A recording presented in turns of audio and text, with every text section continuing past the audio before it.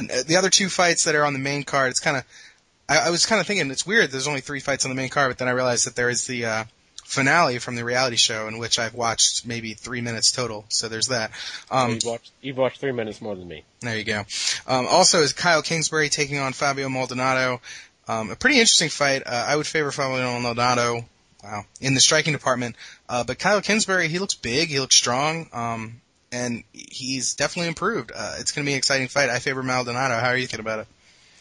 Yeah, it's going to come down to the age-old, can the Brazilian stop a guy? If Kingsbury tries to out-wrestle him and take him down, because like you said, he's just so big, and I mean, he looked massive against Ricardo Romero, and and he's definitely come a long way from his first fight when he lost to Tom Lawler. It's kind of crazy to think about that fight, but I don't know.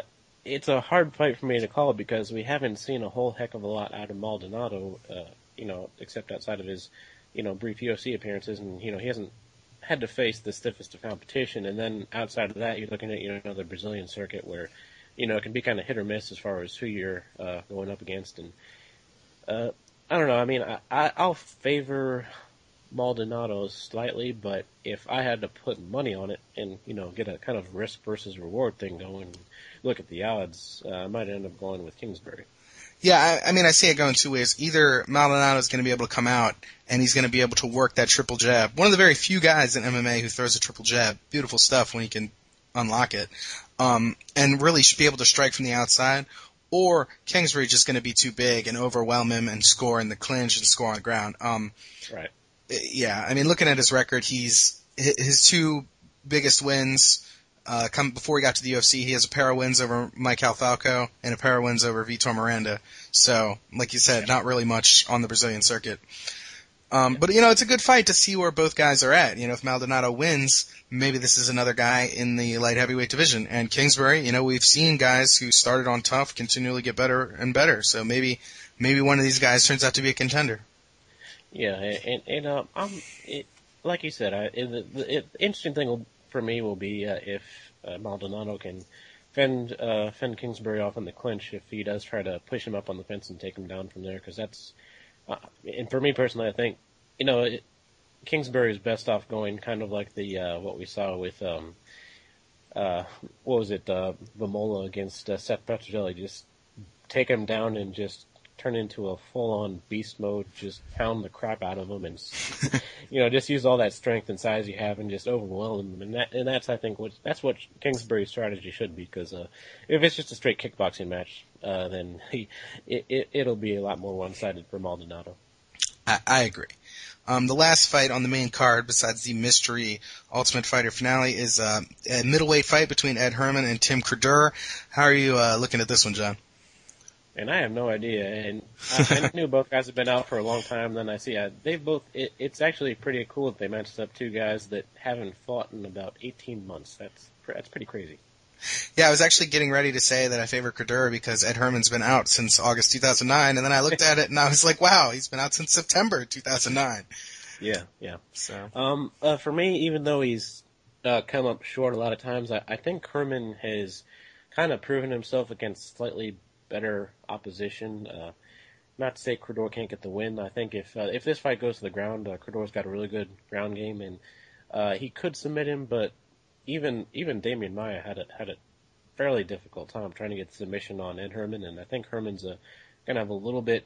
I don't want to say better, but he's definitely got more fundamental looking striking, and I think on the feet Herman is going to have a little bit better of a chance, and Herman also, I think, between these two has a little bit more wrestling as far as just being able to decide where the fight goes. I think he's going to be able to determine where this fight takes place. So I certainly wouldn't count out Credur by submission, but I'm thinking Herman's going to probably take it.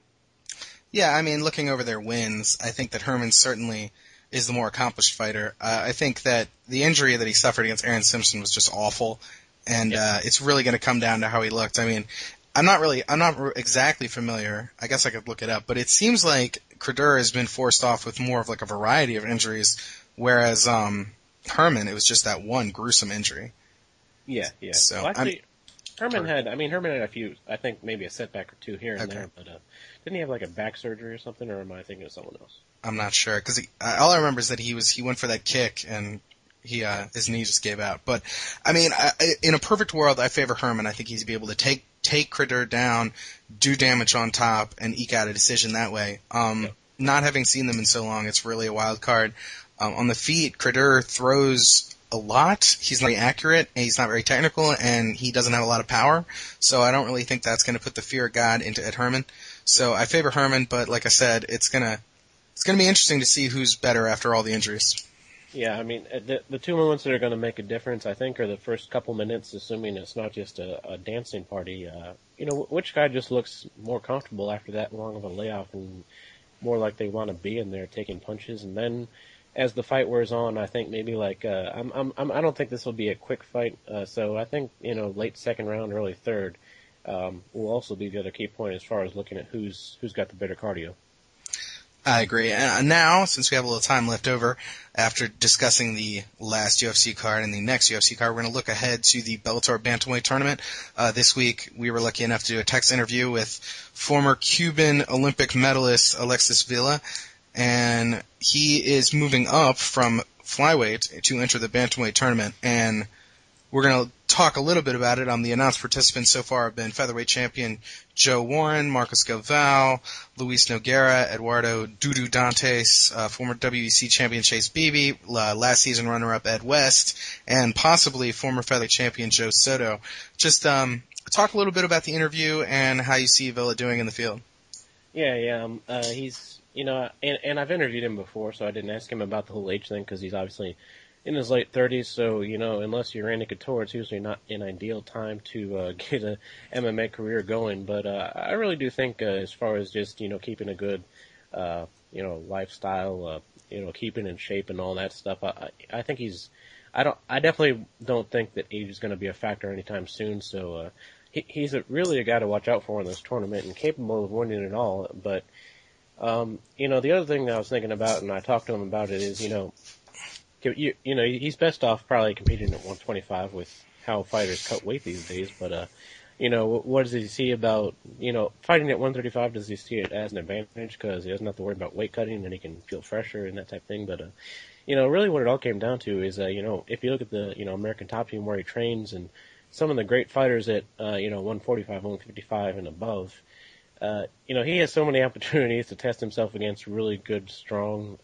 fast guys who are bigger than him that I think he'll be, pretty much fine as far as the weight difference. So I don't think that'll be a problem. But I was wondering, since you aren't as familiar with him, what do you think of as far as a guy, his Olympic medal was back in '96. Do you think he has enough left in the tank? I think so. I'm more in the camp that his size is going to be more of an issue. I mean, I think that's the smaller you get, the more size matters. And I'm looking at it now. I forgot actually that he won his medal at 48 kilograms. Yeah. Which is, if my math is correct, about 105 pounds. Yeah, he was definitely below 125. Yeah. I mean, they don't even have that weight in Olympic wrestling anymore. The lowest is now 55. So, I mean, he definitely is a small guy. And I think, he might have a future at bantamweight. It's just this tournament is full of a lot of guys who are good wrestlers and guys who are good top position grapplers. Yeah. And I mean, it depends on who he gets matched with, and also depends on how he looks. For example, if he gets a first round matchup with someone like Chase Beebe and he's able to go out and double leg Chase Beebe, then I think he's going to go far in the tournament. Right. If he struggles with someone like that, then I think size is going to have a lot to do with it. I don't think age is either. He's looked very sharp in his fights, strong, quick. So, I don't know about that, but this is, really shaping up to be one of Bellator's best tournaments. I think there's a good mix of guys who are established and some Brazilian prospects and, Ed West, who looked great last year. So I think this has the potential to be Bellator's strongest tournament to date, and I'm excited for it. Yeah, I agree. I mean, there's a lot of talent and experience from top to bottom, and one thing going, I think, Villa's way also, for me, there's no real one guy that stands out as being just a great, dangerous striker. So as much as he says he works on that a lot, and I believe that he does, I'm not saying he has a, bad striking game at all. But for a guy who's, wrestling-centric to not have to worry about a, world-class kickboxer with an excellent takedown defense, I think that's a bonus, too. That's actually a good point. I didn't even think of that. But yeah, looking at the field, that's actually, I mean, we saw what Marcus Cabal and Joe Warren can do, and they're not the best strikers. So. Yeah. What was that one guy? What was his name? Nogueira. Yeah, Luis Nogueira. Yeah, Luis Nogueira. I mean, his striking isn't awesome, but of what I've seen so far, he might have maybe some of the better looking stand up, at least as far as the bantamweight tournament goes. Yeah, I mean, he's a guy a lot of people are excited about, and physically, he definitely has the look physically. Mm-hmm. It's just interesting too. It seems like whenever there's a prospect that a lot of people start talking about, he ends up in Bellator, and I think that's a really good strategy for him. They really invested a lot in building their own stars, and I think it's going to work out for him. Kind of going in another direction, it's really just sad that they won't add a flyweight division.